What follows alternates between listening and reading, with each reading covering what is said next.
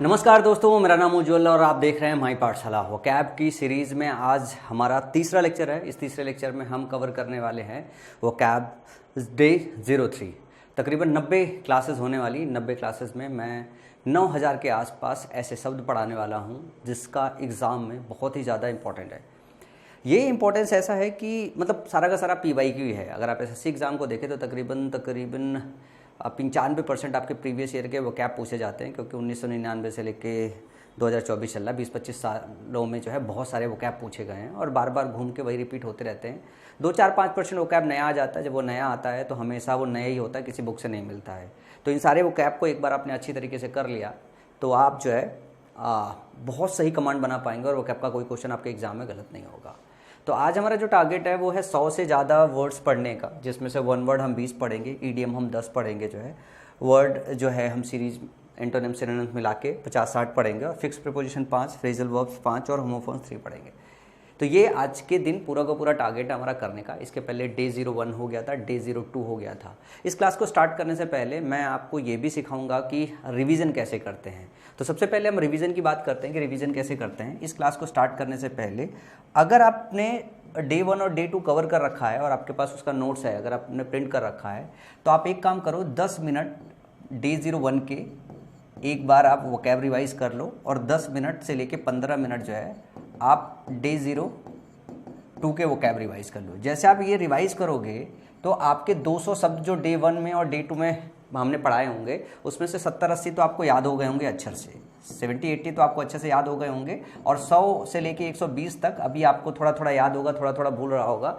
तो आपको ये अब रिवीजन करते वक्त देखना है कि कौन से 70-80 अच्छे से याद हो गए हैं और कौन से 100-120 भूल रहे हैं। तो जो भूल रहे हैं उनकी लिस्टिंग आपको करनी है, ताकि अगले दिन उनको रिवाइज कर सको। और ये 70-80 आपको लिस्टिंग करनी है, कौन से ऐसे शब्द है तो याद हो गए हैं। और 20-25 मिनट आपको लगेगा रिवीजन करने में। 20-25 मिनट पहले रिवाइज कीजिए, फिर आज की क्लास देखिए। और आज की क्लास 2x मोड पे लगा के देख सकते हैं, 1.75 पे, 1.5x पे लगा के देख सकते हैं। तो 1 घंटे की क्लास आपकी 40 मिनट के आसपास खत्म हो जाएगी। तो अगर ये 40 मिनट अगर आपने सही से पढ़ लिया, इसे 2x पे लगा के देख लिया, समझ लिया अच्छे से, तो तकरीबन 1 घंटे 10 मिनट आपको वोकैब पढ़ना पड़ेगा। लेकिन ये जो आप देख रहे हो ना, ये सिर्फ आपको 90 दिन ही करना है। 90 दिन के बाद आपके लिए बहुत आसान हो जाएगा। सिर्फ रिवीजन बचेगा, बाकी सब प्रिपेयर हो जाएगा। तो रिवीजन का एक प्रोसेस है जो आपको मैंने सिखाया था कि आपका दिमाग है, इसमें से आप शब्द भंडार भर रहे हो और कुछ कुछ लीक हो रहा है, मतलब भूल जा रहा है, तो रिवीजन करके इसको इसी में वापस भर लो। तो अगर हमने आज का पढ़ लिया तो टोटल हमारे 300 जो है वर्ड्स हो जाएंगे, और 3 दिन के अंदर, 4 दिन के अंदर अगर 300 वर्ड्स अगर हो जाते हैं तो बड़ी अच्छी बात है।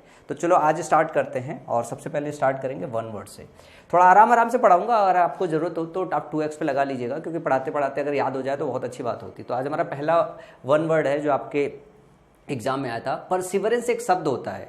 परसिवरेंस एक शब्द होता है और ये कई जगह पे पूछा जाता है। ये आप देखोगे तो 1 वर्ड में भी पूछा जाएगा, सिनोनिम्स में भी पूछा जाता है, एंटोनिम्स में भी पूछा जाता है। परसिवरेंस का मतलब होता है दृढ़ता, मतलब किसी चीज़ को करने की, लगातार करने की हिम्मत को हम परसिवरेंस कहते हैं। अगर हम बोलते हैं कि वो बंदा मतलब उसकी परसिवरेंस हाई है, तो मतलब वो बहुत जिद्दी है, बहुत दृढ़ है किसी काम को करने में। तो कांस्टेंट एफर्ट टू समथिंग, किसी चीज़ को करने के लिए लगातार प्रयास करते रहने को हम परसिवरेंस कहते हैं। हिंदी में इसको दृढ़ता कहते हैं। हम ये बोलते हैं ना कि भाई बंदा बहुत दृढ़ है, मतलब अपने काम को लगातार करता रहता है। तो परसिवरेंस की क्वालिटी होना, परसिवरेंस की क्वालिटी होने का मतलब है कि आप बहुत दृढ़ हो, बहुत मजबूत हो, किसी काम को लगातार करने की आपकी आदत है। इसके बाद एक और शब्द आता है जो आपके सिनोनिम्स एंटोनिम्स में भी आता है, और ये कई बार ऐसा हुआ है कि 1 वर्ड में भी आया है। तो अबेस एक वर्ड है, इसका मतलब होता है किसी को अपमानित करना, ठीक है ना। कॉज टू फील सेम, किसी को सेम महसूस करना, किसी को शर्मिंदा करना, उसको बोलते हैं अपमानित करना या अबेस करना। तो आप इसको ऐसे याद कर सकते हो, किसी को अबेस कर रहे हो, इसका मतलब किसी को अपमानित कर रहे हो। तो किसी को अबेस करना, मैंने अपने दोस्त को अबेस कर दिया, मतलब उसको अपमानित कर दिया। आप इसको ऐसे याद रख सकते हो। उसके बाद एक और शब्द आता है क्वाड्रेप्ड। क्वाड्रेप्ड का मतलब होता है जिनके 4 पैर होते हैं, 4 पैर वाला जानवर। तो a 4 footed animal is known as quadruped. Ready to believe anything, जो बहुत आसानी से किसी चीज़ को विश्वास कर जाए, उसको हिंदी में बोलते हैं सहज विश्वासी, या इंग्लिश में बोलते हैं क्रीडलस, CREDULOUS, क्रीडलस। क्रीडलस का मतलब होता है सहज विश्वासी। ये भी आपके सिनोनिम्स एंटोनिम्स में आता है, सिनोनिम्स एंटोनिम्स में आता है, और 1 वर्ड में भी आता है। तो 3 जगह ये पूछा जा सकता है, और कई बार पूछा गया, बहुत रिपीटेटिव मूड में पूछा गया। तो क्रीडलस मतलब होता है अशुविश्वासी, सहज विश्वासी, या जो आसानी से भरोसा कर जाए। अगला है that which last for a short time, जो बहुत छोटे समय रहे और उसके बाद नष्ट हो जाए, उसको हम क्या बोलते हैं? ट्रांजिटरी, क्षणिक, क्षण में रहने वाला। एक आपने इसी से रिलेटेड शब्द पढ़ा था मोमेंटस, जो किसी मोमेंट में जरूरी हो वो बोलते हैं महत्वपूर्ण या इंपॉर्टेंट, ठीक है ना। मोमेंट्री तात्क्षणिक बोलते हैं उसको, और ट्रांजिटरी को क्षणिक बोलते हैं। तो इसका अगर सिनोनिम्स बोला जाए तो मोमेंट्री होता है। क्या होता है? मोमेंट्री। इसके सिनोनिम्स की बात करें,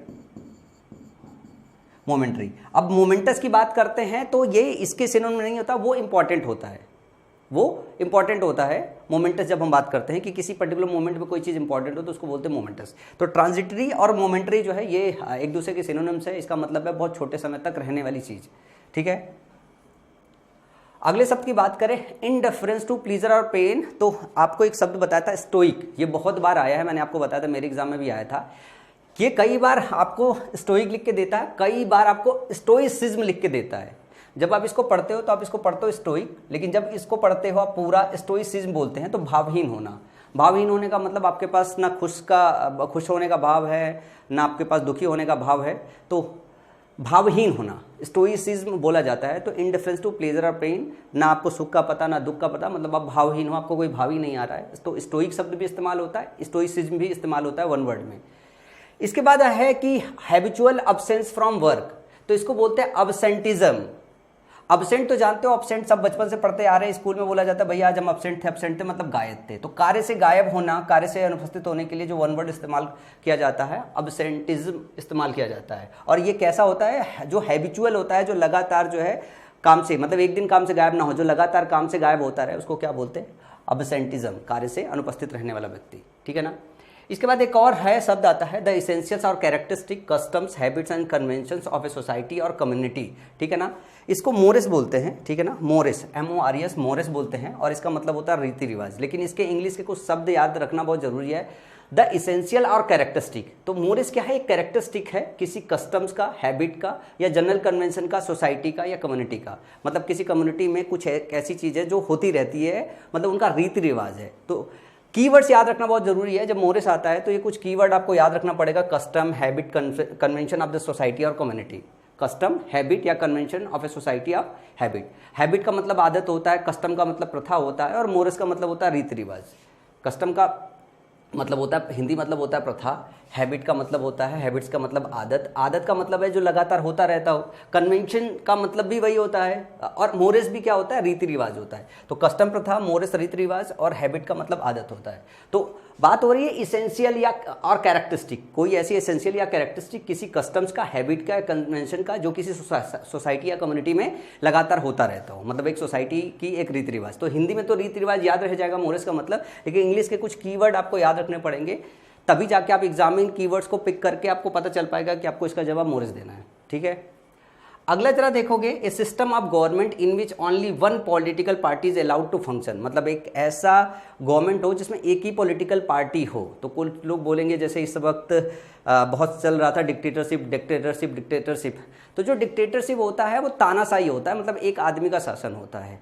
लेकिन जब बात होती है कि कोई एक पॉलिटिकल पार्टी हो, कोई दूसरी पॉलिटिकल पार्टी ही ना हो, अगर इस तरीके का गवर्नमेंट अगर फंक्शन कर रहा हो ना, a system of government in which only one political party's allowed to function, तो इसको क्या बोलते हैं? टोटलिटैरिज्म, सर्वसत्तावाद, मतलब एक ही पार्टी की पूरा का पूरा सत्ता हो। इसको आप क्या काम कर सकते हो? याद कर सकते हो। इसकी स्पेलिंग याद करना बहुत जरूरी है, क्योंकि देखो आप इसको याद कर दो, टोटल मतलब पूर्ण,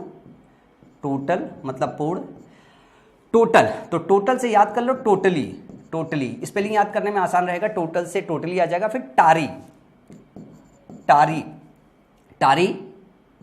टारिया याद कर सकते हो इसको। फिर याद कर सकते हो निज्म। तो स्पेलिंग याद करना बहुत आसान हो जाएगा, टोटली, टारिया, निज्म। तो इस तरीके से आप इसको याद कर सकते हो। मैं अपने समय ऐसे ही याद करता था कि टोटली का मतलब पूरा, और टायरान मतलब एक ऐसा होता है जो मतलब टायरेंट बोलते थे ना, जो मतलब बहुत मतलब वो ऐसे वाले शासक होते हैं जो बहुत ज़्यादा शोषण करते हैं, ठीक है ना। फिर निज्म लगाया जाता है जिसमें पूर्ण रूप होने का भाव दिया जाता है। तो जब भी बात हो रही है कि एक ही पॉलिटिकल पार्टी को फंक्शन किया जाए, गवर्नमेंट के अंदर फंक्शन करने दिया जाए, तो इसका मतलब है कि उसका पूरा सत्तावाद, पूर्ण सत्तावाद बोल सकते हो, सर्व सत्तावाद बोल सकते हो। तो टोटली, टारिया, निज्म, इसको ऐसे याद करोगे तो बहुत आसानी से याद हो जाएगा। ब्रेक करके याद करना पड़ेगा, स्पेशली हिंदी भाषी जो बच्चे हैं वो इसको ऐसे याद कर सकते हैं, टोटली, टारिया, निज्म, इसका मतलब पूर्ण सत्तावाद। या सर्वसत्तावाद। इसके अलावा एक और है वन हु कलेक्ट्स कॉइन, जो कॉइन को कलेक्ट करते हैं उनको क्या बोलते हैं, नुमिस्मैटिक और नुमस्मैटिस्ट, ये दोनों शब्द इस्तेमाल होते हैं, नुमिस्मैटिक और नुमस्मैटिस्ट। तो यहाँ पे नुमिस्मैटिक आए या नुमिस्मैटिस्ट आए, इसका मतलब है ये कॉइन से रिलेटेड है, उसके कलेक्शन से रिलेटेड है। तो one who collects coin is known as numismatist. इसके बाद अगला चलते हैं, अगला हमारा वन वर्ड हम देने वाले हैं, वायलेशन ऑफ समथिंग होली और सैक्रेड। कोई चीज़ जो होली है, जो पवित्र है, उसका वायलेशन करना क्या बोलते हैं, सैक्रिलेज बोलते हैं, अपवित्रीकरण। कोई चीज़ पवित्र है, उसको अगर गंदा कर रहे हैं तो उसको क्या कर रहे हैं, अपवित्र कर रहे हैं। तो इसके लिए इंग्लिश में जो शब्द होता है सैक्रिलेज होता है, इसका मतलब होता है अपवित्रीकरण। ये सिनोनिम्स में और एंटोनिम्स में इनमें भी आता है वन वर्ड के अलावा, और ये बहुत ऐसा रिपीट होने वाला वन वर्ड है, कई बार देखा गया इसे कि रिपीटेटिव मोड में पूछा गया है, तो ये याद होना चाहिए आपको, बहुत इंपॉर्टेंट है। अब इसके बाद है a broad road bordered with trees, मतलब एक बहुत चौड़ा रोड हो और बॉर्डर्ड इसमें क्या किया गया है, पेड़ पौधे बनाए गए हों, पेड़ पौधे बनाए गए, तो इस रोड को क्या बोलते हैं, बुलेवार्ड बोलते हैं, ठीक है ना, बुलेवार्ड बोलते हैं, BOULEWARD। तो ये वार्ड तो पढ़ पा रहे होगे, अब इसको क्या पढ़ते हैं, इसको बुले पढ़ते हैं, हिंदी में लिखते हैं बुलेवार्ड, बुलेवार्ड। अब ब्लू की स्पेलिंग आपको याद है, BLU होती है, इसकी स्पेलिंग याद करना भी बहुत ध्यान से आपको याद है, BOULE। आप इसको बाउल भी पढ़ सकते हो थोड़ा याद रखने के लिए, BOULE, ठीक है ना, लेकिन इसका प्रोनाउंसिएशन कैसे होता है, इसका प्रोनाउंसिएशन होता है बुले, बुलेवार्ड। इसके बाद एक है animal who lives in herds, एक ऐसा एनिमल जो झुंड में रहता है। तो ग्रिगारियस होता है, ग्रिगारियस का मतलब होता है झुंड में रहने वाला एनिमल, या आप इसको ऐसे सोशिएबल भी इसका सिनोनिम्स होता है, मतलब जो आदमी ऐसा है जो सोशल है, जो लोगों के साथ रहना पसंद करता है, उसके लिए भी ग्रिगारियस शब्द का इस्तेमाल होता है। सिनोनिम एंटोनिम्स में कई बार ऐसे पूछा गया है, और इसका जो सिनोनिम्स रखा गया है वो सोशिएबल रखा गया है, सोशल होना।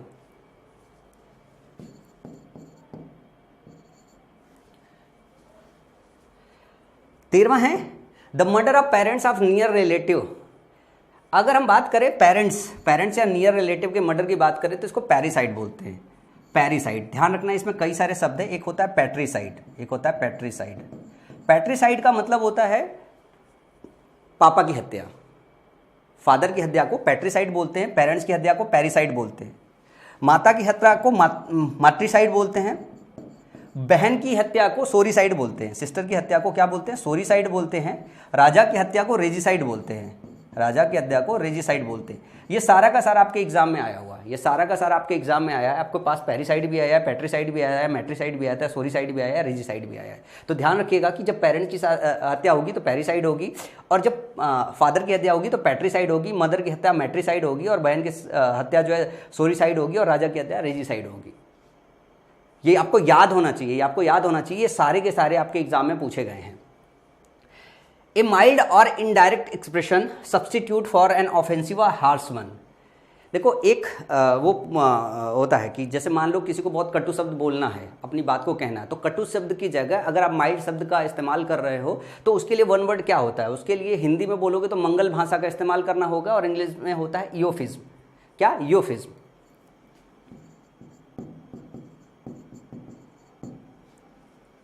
समझ में? तो EUPHEMISM, और ये भी आपके एग्जाम में बहुत ज़्यादा जो है वो आया। इसको हमने हमेशा इसकी हिंदी से याद रख रखा था कि ईओफिज का मतलब होता है मंगल भाषी। फिर ये स्टेटमेंट की मीनिंग समझ में आ जाती कि एक माइल्ड, हल्का और इनडायरेक्ट एक्सप्रेशन हो, सब्स्टिट्यूटेड फॉर एन ऑफेंसिव और हार्श वन।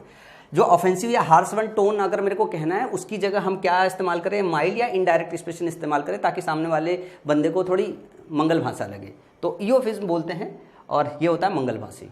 आई होप ये आप याद रख पाओगे, ठीक है ना। आगे चलते हैं। लॉन्ग एंड इवेंटफुल और एडवेंचरस जर्नी और एक्सपीरियंस, मतलब बहुत लंबी हो, इवेंटफुल हो, एडवेंचरस सफ़र हो, और उसका एक्सपीरियंस हो, उसको बोलते हैं ओडिसी। लंबी यात्रा हो, लेकिन ये लंबी यात्रा कैसा हो, लंबी यात्रा अगर एडवेंचरस हो, इवेंटफुल हो, तो हम इसके लिए इस्तेमाल करते हैं ओडिसी। इटनरी शब्द भी आता है, इटनरी शब्द इस्तेमाल किया जाता है। कुछ लोग उसको आइटनरी बोलते हैं। आइटनरी का मतलब है कि आपके आने का सफ़र का जो ब्यौरा होता है उसको आइटनरी बोलते हैं। तो ओडिसी क्या है, ओडिसी एक लंबी जर्नी है जो इवेंटफुल हो और एडवेंचरस हो। अगला है allowing light to pass through but not transparent. देखो एक बात होती है कि एक होता है लाइट पास हो रहा है पर कोई है बॉडी है वो ट्रांसपेरेंट है, इधर से इधर आपकी लाइट निकल गई, रेज निकल गई, लेकिन एक ऐसी बॉडी जो क्या हो, जो ट्रांसपेरेंट ना हो। ट्रांसपेरेंट का मतलब है एक तरफ से दूसरी तरफ दिखना। अगर ट्रांसपेरेंट ना हो फिर भी लाइट इससे अगर पास कर जाए तो उसको क्या बोलते हैं, ट्रांसलूसेंट बोलते हैं। ट्रांसपेरेंट वो होता है जिससे आर पार दिखाई देता है, ट्रांसलूसेंट वो होता है जिससे रेज तो लाइट की रेज तो पास कर रही है पर आर पार दिखाई नहीं दे रहा है। तो पारभासी जिसको हिंदी में बोलते हैं, हिंदी में याद करना मुश्किल होगा तो ट्रांसलूसेंट याद रखो आप इसे। And officers charge with receiving end disbursing funds, एक ऐसा ऑफिसर्स जो पैसे को रिसीव करता है और फंड को डिसबर्स करता है उसको क्या बोलते हैं, उसको बोलते हैं ट्रेजरर, कोषाध्यक्ष बोलते हैं। क्या बोलते हैं, ट्रेजरर या कोषाध्यक्ष बोलते हैं। फिर 18 है one who is beyond reforms, एक ऐसा आदमी जो रिफॉर्म के बियॉन्ड है। One who is beyond reforms, एक ऐसा आदमी जो रिफॉर्म के बियॉन्ड हो, जिसको करेक्ट ना किया जा सके, उसको क्या बोलते हैं, इनकरेजिबल।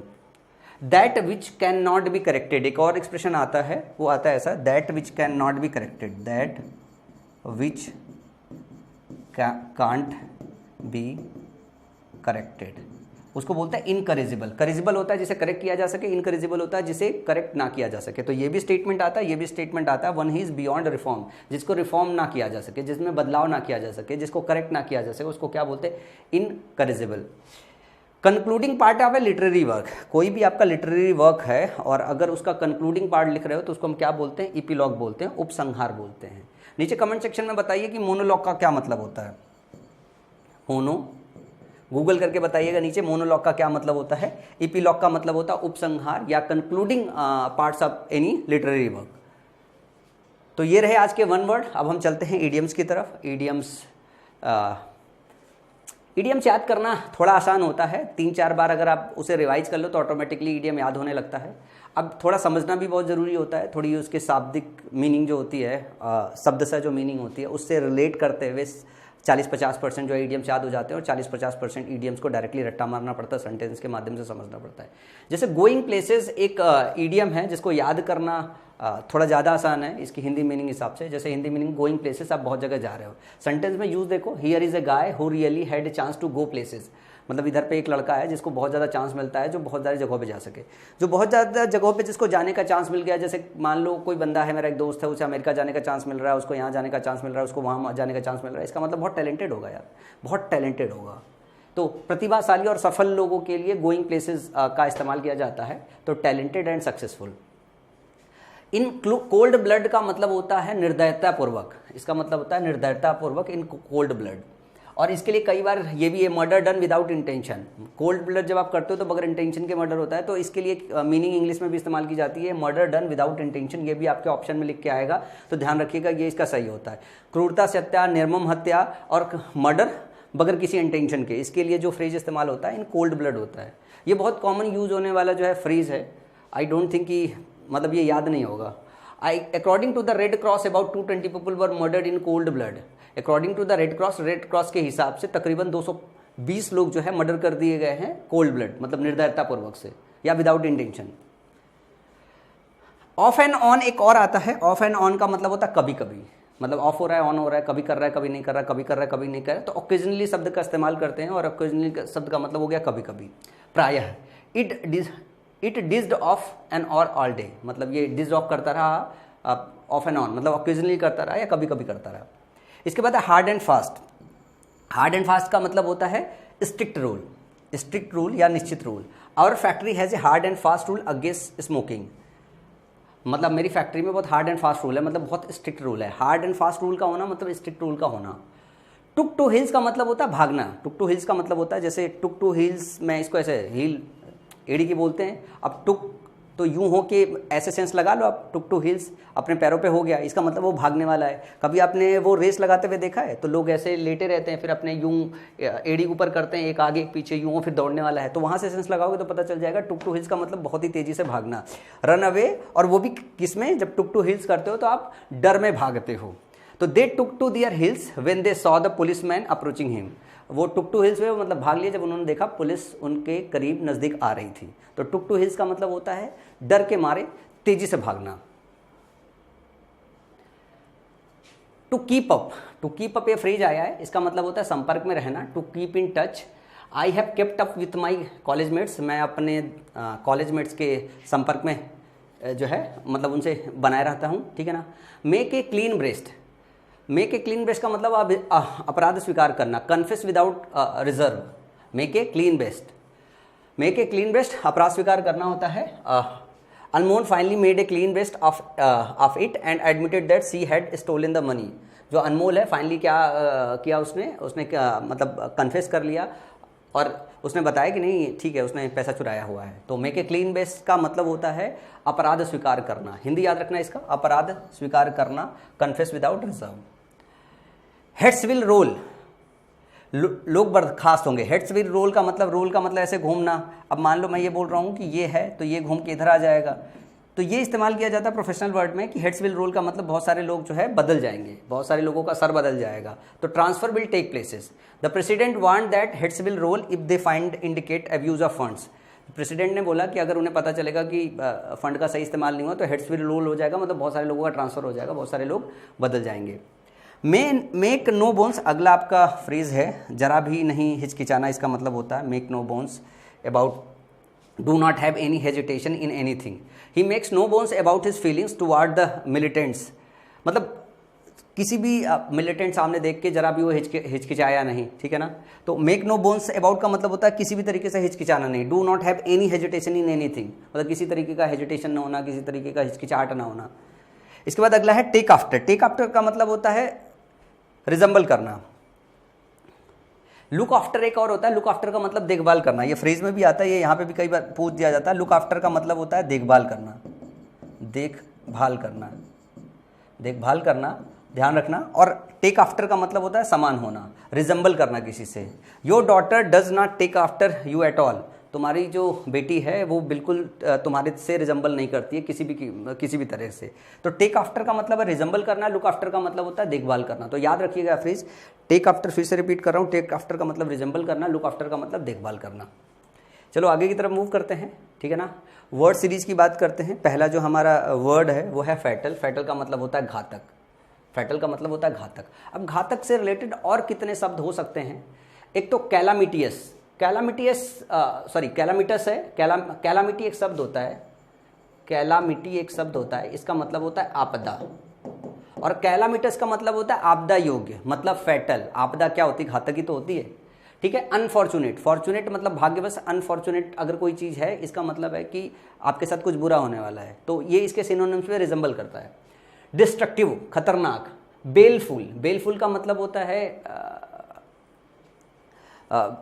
मतलब ये घातक होता है लेकिन बुरा। बेलफुल का मतलब बुरी चीज़ कोई, मतलब आपके लिए बुरा होने वाला है, तो घातक भी आपके लिए बुरा होता है। बेलफुल का मतलब होता है कि कोई चीज़ जो आपको बुरी होने वाली है, बुरी लगने वाली है, ठीक है ना। लीथल, लीथल मतलब घातक ही होता है, एग्जैक्ट ये घातक ही होता है। और मोर्टल, मोर्टल मतलब मरने योग्य, मतलब घातक, ठीक है।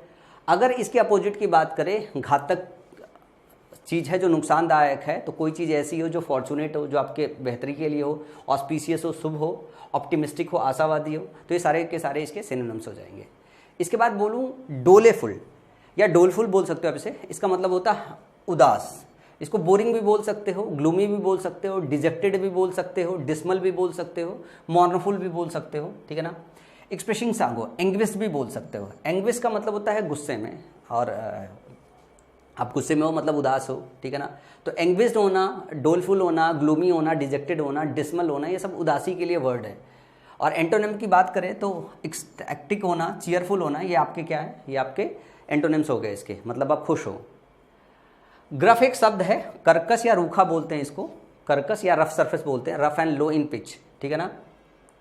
इसके लिए रफ आप इस्तेमाल कर सकते हो, ब्लंट इस्तेमाल कर सकते हो, कोर्स इस्तेमाल कर सकते हो, होर्स इस्तेमाल कर सकते हो।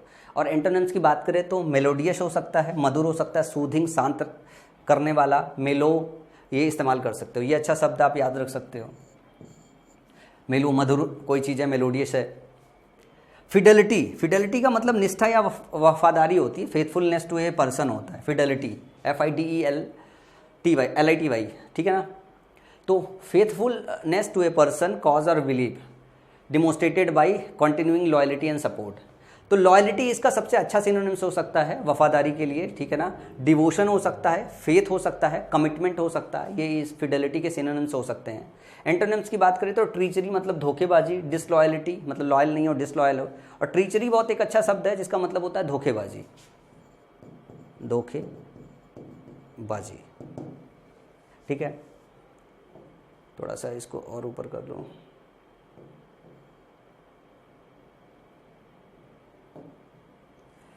इनफ्रक्चुअस है, इसका मतलब होता है अनावश्यक। तो अनप्रॉफिटेबल, फ्रूटलेस हो गया, और अगर हम बात करें अनप्रोडक्टिव हो गया, अननेसेसरी हो गया। इनफ्रक्चुअस का मतलब होता है अनइम्पॉर्टेंट। तो प्रोडक्टिव या स्ट्रेट कोई चीज़ हो गई जो आवश्यक चीज़ हो गई।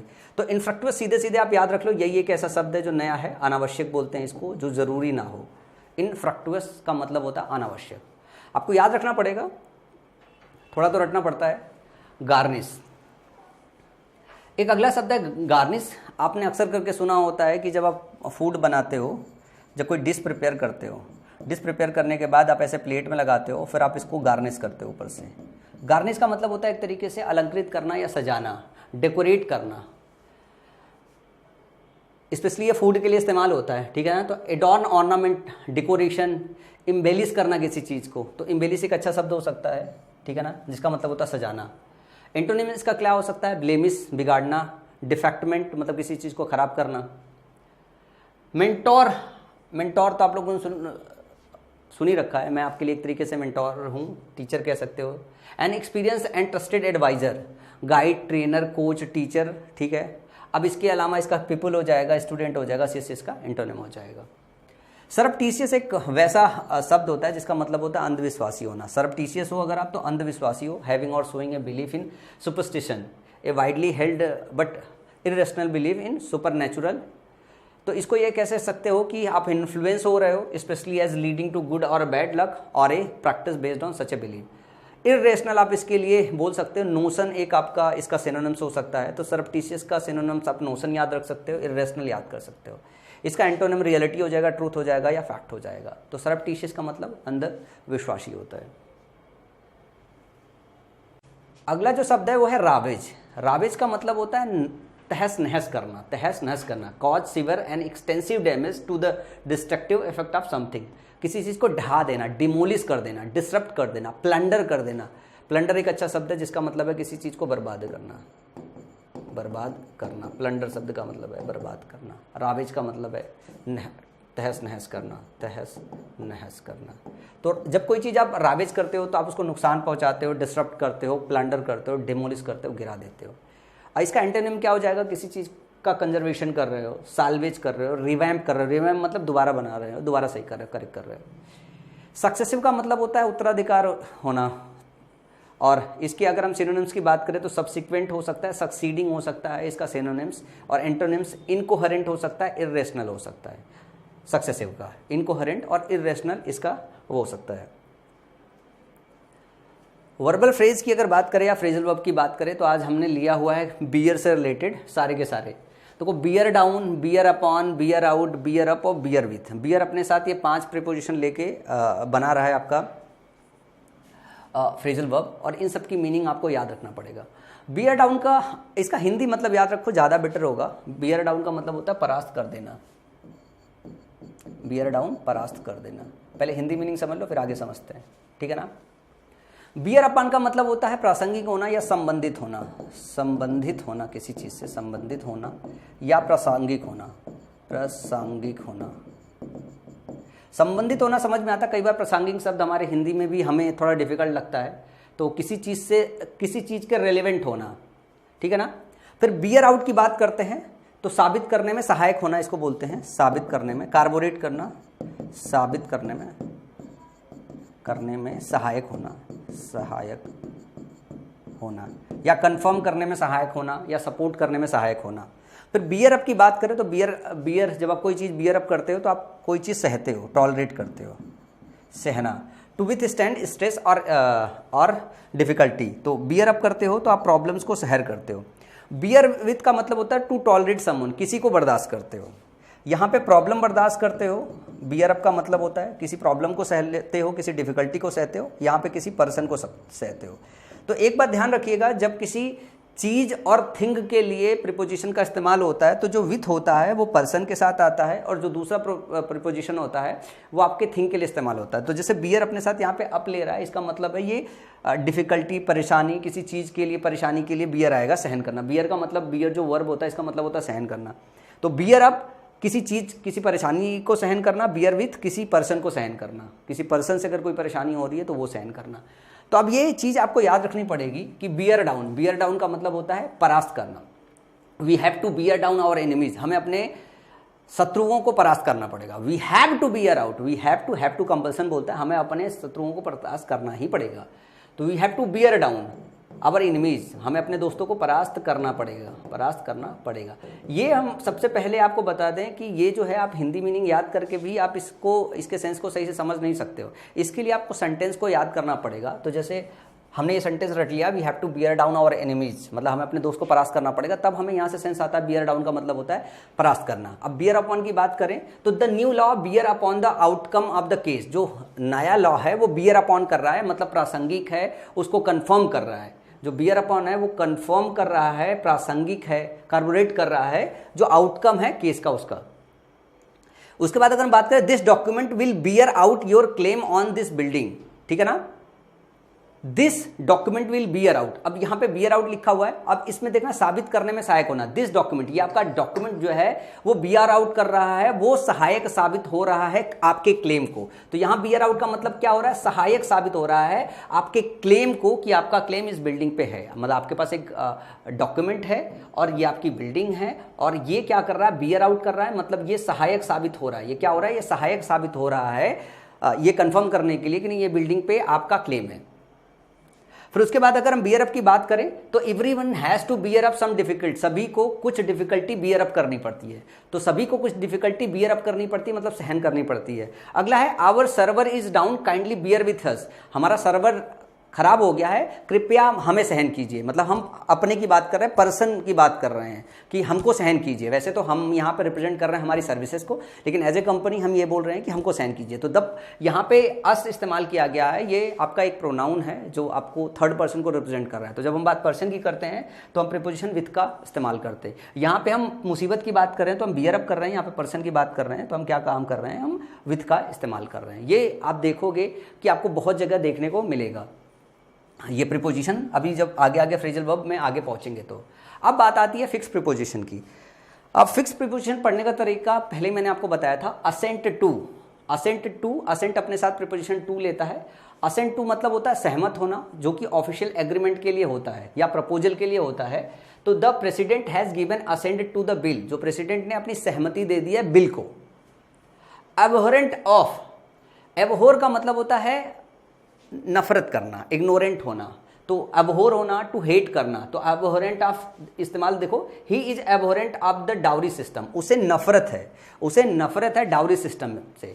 तो एबहोरेंट अपने आप में इसका मतलब होता है नफरत होना, नापसंद करना, नफरत होना। और ये अपने साथ प्रीपोजिशन क्या लेता है, फिक्स प्रीपोजिशन ऑफ लेता है। एक्वेंट अपने साथ प्रीपोजिशन विथ लेता है, फैमिलियर विथ। जब आप किसी के साथ एक्वेंट विथ होते हो तो आप किसी के साथ फैमिलियर विथ होते हो, किसी के साथ आपका मतलब मेल मिलाप होता है, थोड़ा बहुत जान समझ होता है। तो I am not acquaint with this lady, मैं मतलब मेरा इस लेडी के साथ कुछ एक्वेंट विथ नहीं है, मतलब मेरा इसका कुछ मेल मिलाप नहीं है, जान समझ नहीं है कि मैं इसको जानता भी हूँ। एडिक्टेड अपने साथ प्रीपोजिशन टू लेता है, you are addicted to something. और एडिक्टेड इस्तेमाल होता है किसी हार्मफुल चीज़ों में आप लिप्त हो गए हो, तो he is addicted to alcohol. तो एडिक्टेड हमेशा अपने साथ प्रीपोजिशन टू लेता है। इसी तरीके से एज्योर जब आप करते हो तो एज्योर्ड ऑफ होता है, मतलब आप किसी चीज़ को लेके पॉजिटिव होते हो कि हाँ, आप तसल्ली देते हो कि हाँ ये होगा, मैं पॉजिटिव इस चीज़ को लेके। तो एज्योर्ड ऑफ समथिंग होता है, I am assured of his help, मैं कंफर्म हूँ कि भाई उसकी मदद मिल जाएगी नीड में, मतलब मुझे इस बात की तसल्ली है कि मुझे सहमति मिल जाएगी। तो आपको ध्यान रखना है कि एज्योर्ड अपने साथ प्रीपोजिशन ऑफ लेता है, एडिक्ट अपने साथ प्रीपोजिशन टू लेता है, एक्वेंट अपने साथ प्रीपोजिशन विथ लेता है। एक्वेंट विथ का मतलब होता है फैमिलियर विथ होना, फैमिलियर विथ होना। इसको ऐसे ही याद करना पड़ता, तभी इसको आप याद कर पाओगे। इसको कई बार रिवाइज करना पड़ेगा, जब आप इसको रिवाइज करोगे तब जाके आपकी बात अच्छी बन पाएगी। इसी तरीके से बात करूं, क्लोज टेस्ट में कुछ शब्द आते हैं, ये आप अगर देखोगे तो ये आपको जब ग्रामर पढ़ रहे होते तो वर्ब बेसिक में पढ़ाया जाता है, वर्ब बेसिक में पढ़ाया जाता है। एडॉप्ट, एडॉप्ट और एडेप्ट, तीन शब्द होते हैं। और एडॉप्ट का मतलब होता है टेकअप, अपनाना, गोद लेना। आप जब बच्चा गोद ले रहे हो तो आप एडॉप्ट करते हो। आप एडप्ट होते हैं, जब इन्वायरमेंट से एडप्ट होते हैं, कोई वातावरण आपके आजू बाजू का होता है, उसको अगर वो करते हो तो आप एडप्ट कर लेते हो, अनुरूप बनाना, एडजस्ट करना, वातावरण के साथ आप एडप्ट होते हो, आप अनुकूल बन होता है। एक होता है एडेप्ट होना। एडेप्ट होने का मतलब, मैं इसको एडेप्ट ही पढ़ रहा हूँ, सबका प्रोनाउंसिएशन नियरली सेम है ताकि स्पेलिंग याद रहे। एडेप्ट का मतलब निपुण होना, निपुण होना, किसी काम में निपुण होना। तो they have adopted A baby girl, उसने एक बेबी गर्ल को एडॉप्ट किया। इसकी स्पेलिंग याद रखो कि ये होता है एडॉप्ट और दूसरा होता है एडॉप्ट, PAT। इसका मतलब वातावरण से एडजस्टमेंट आपका बनाना। The organism were force to adopt in order to survive. जो ऑर्गेनिज्म है वो फोर्स हुआ वातावरण को एडॉप्ट करने में ताकि वो सर्वाइव कर सके। ठीक है, ये जो एडॉप्ट है, एडॉप्ट, एडप्ट और एडेप्ट, ऐसे पढ़ोगे तो स्पेलिंग भी याद रहेगा, भूल नहीं जाओगे। प्रोनाउंसिएशन थोड़ा खराब होगा लेकिन इसको याद रख पाओगे। They soon become adept at bartering in the market. वो बहुत जल्दी ही निपुण हो गए, क्या काम करने में, बार्टरिंग करने में, मार्केट में।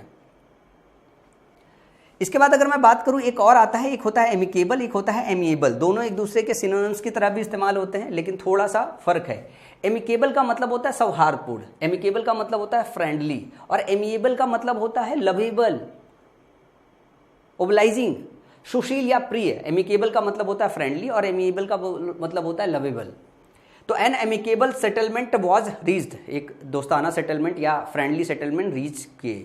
ही is a perfectly amiable young man, वो बहुत लवेबल यंग मैन है। तो एमिएबल का मतलब है लवेबल और एमिकेबल का मतलब है फ्रेंडली।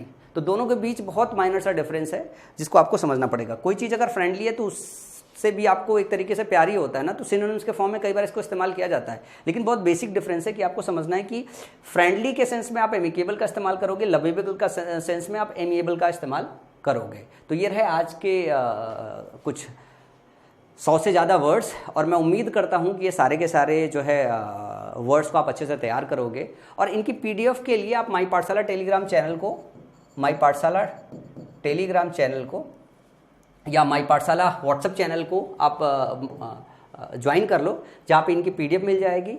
और दूसरी बात यह है कि अगर आप चाहते हो कि सारे के सारे 9000 वर्ड्स आपको मिल जाए तो 90 डेज वोकैब प्लानर, ये मेरी बुक है 90 डेज वोकैब प्लानर, ये माई पाठशाला के ऐप में मिल जाएगी। आप डायरेक्टली वहाँ से जाके बाई भी कर सकते हो। ठीक है ना। तो आज की क्लास में इतना ही, अगली क्लास में फिर मिलेंगे और इसके आगे डे नंबर 04 में मैं सारे के सारे वोकैब सीक्वेंस में आपको रटवा दूंगा। अगर आपने पूरी सीरीज कंप्लीट की तो मैं यकीन से कहता हूँ आप अच्छे से कर लोगे। बाद में इस सीरीज़ का रिवीजन भी करा दूंगा जब आपका CGL एग्जाम आ रहा होगा, क्योंकि अभी समय है CGL एग्जाम में। और जो बच्चे बिल्कुल बिगनर है उनके लिए तो सीरीज़ बहुत काम की होगी और काम में समझ में आएगा, और इस तरीके से आपका जो दिमाग है ना वो पकेगा भी नहीं, बहुत आसानी से तैयार कर पाओगे। तो आज की क्लास यहीं पिन करते हैं, अगली क्लास में फिर मिलेंगे।